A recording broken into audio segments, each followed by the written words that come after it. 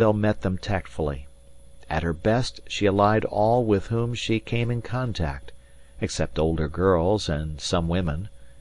All the impressions she made were conscious. The half-dozen girls she renewed acquaintance with that morning were all rather impressed, and as much by her direct personality as by her reputation. Amory Blaine was an open subject, evidently a bit light of love, neither popular nor unpopular. Every girl there seemed to have had an affair with him at some time or other, but no one volunteered any really useful information. He was going to fall for her. Sally had published that information to her young set, and they were retailing it back to Sally as fast as they set eyes on Isabel. Isabel resolved secretly that she would, if necessary, force herself to like him. She owed it to Sally. Suppose she were terribly disappointed? Sally had painted him in such glowing colours. He was good-looking, sort of distinguished when he wants to be, had a line, and was properly inconstant. In fact, he summed up all the romance that her age and environment led her to desire. She wondered if those were his dancing shoes that fox-trotted tentatively around the soft rug below. All impressions and, in fact, all ideas were extremely kaleidoscopic to Isabel. She had that curious mixture of the social and the artistic temperaments found often in two classes, society women and actresses. Her education, or rather her sophistication, had been absorbed from the boys who had dangled on her favour. Her tact was instinctive, and her capacity for love affairs was limited only by the number of the susceptible within telephone distance. Flirt smiled from her large black-brown eyes and shone through her intense physical magnetism. So she waited at the head of the stairs that evening while slippers were fetched. Just as she was growing impatient, Sally came out of the dressing-room, beaming with her accustomed good nature and high spirits, and together they descended to the floor below, while the shifting searchlight of Isabel's mind flashed on two ideas.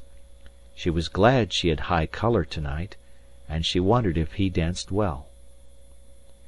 Downstairs, in the club's great room, she was surrounded for a moment by the girls she had met in the afternoon. Then she heard Sally's voice repeating a cycle of names, and found herself bowing to a sextet of black and white, terribly stiff, vaguely familiar figures. The name Blaine figured somewhere, but at first she could not place him. A very confused, very juvenile moment of awkward backings and bumpings followed, and every one found himself talking to the person he least desired to. Isabel manoeuvred herself and Froggy Parker, freshman at Harvard, with whom she had once played hopscotch, to a seat on the stairs. A humorous reference to the past was all she needed. The things Isabel could do socially with one idea were remarkable. First, she repeated it rapturously to an enthusiastic contralto with a soupçon of Southern accent. Then she held it off at a distance and smiled at it, her wonderful smile. Then she delivered it in variations, and played a sort of mental catch with it. All this in the nominal form of dialogue. Froggy was fascinated and quite unconscious that this was being done, not for him, but for the green eyes that glistened under the shining, carefully watered hair, a little to her left, for Isabel had discovered Amory. As an actress, even in the fullest flush of her own conscious magnetism, gets a deep impression of most of the people in the front row, so Isabel sized up her antagonist.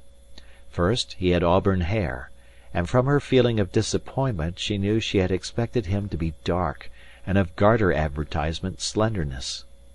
For the rest, a faint flush and a straight, romantic profile, the effect set off by a close-fitting dress suit and a silk-ruffled shirt of the kind that women still delight to see men wear, but men were just beginning to get tired of. During this inspection Amory was quietly watching. "Don't you think so?"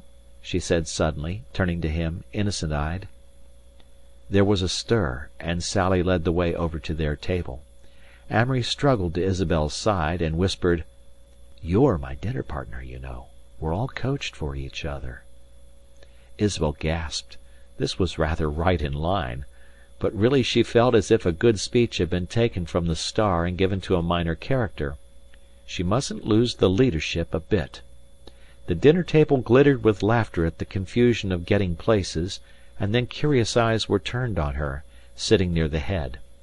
She was enjoying this immensely, and Froggy Parker was so engrossed with the added sparkle of her rising colour that he forgot to pull out Sally's chair, and fell into a dim confusion.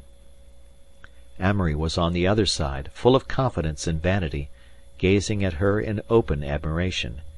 He began directly, and so did Froggy. "I've heard a lot about you since you wore braids." "Wasn't it funny this afternoon?" Both stopped. Isabel turned to Amory shyly. Her face was always enough answer for anyone, but she decided to speak. "How? From whom?" "From everybody. For all the years since you've been away." She blushed appropriately. On her right Froggy was hors de combat already, although he hadn't quite realized it. "I'll tell you what I remembered about you all these years," Amory continued. She leaned slightly toward him and looked modestly at the celery before her. Froggy sighed. He knew Amory and the situations that Amory seemed born to handle. He turned to Sally and asked her if she was going away to school next year. Amory opened with grapeshot. "I've got an adjective that just fits you." This was one of his favourite starts. He seldom had a word in mind, but it was a curiosity provoker, and he could always produce something complimentary if he got in a tight corner. "Oh, what?" Isabel's face was a study in enraptured curiosity. Amory shook his head. "I don't know you very well yet." "Will you tell me afterward?" she half whispered. He nodded. "We'll sit out." Isabel nodded. "Did anyone ever tell you you have keen eyes?" she said. Amory attempted to make them look even keener. He fancied, but he was not sure, that her foot had just touched his under the table, but it might possibly have been only the table leg. It was so hard to tell. Still, it thrilled him. He wondered quickly if there would be any difficulty in securing the little den upstairs. Babes in the Woods. Isabel and Amory were distinctly not innocent, nor were they particularly brazen. Moreover, amateur standing had very little value in the game they were playing, a game that would presumably be her principal study for years to come. She had begun as he had, with good looks and an excitable temperament, and the rest was the result of accessible popular novels and dressing-room conversation culled from a slightly older set. Isabel had walked with an artificial gait at 9½ and when her eyes, wide and starry, proclaimed the ingenue most. Amory was proportionately less deceived. He waited for the mask to drop off, but at the same time he did not question her right to wear it. She, on her part, was not impressed by his studied air of blasé sophistication. She had lived in a larger city and had slightly an advantage in range, but she accepted his pose. It was one of the dozen little conventions of this kind of affair. He was aware that he was getting this particular favour now because she had been coached. He knew that he stood for merely the best game in sight, and that he would have to improve his opportunity before he lost his advantage. So he proceeded with an infinite guile that would have horrified her parents.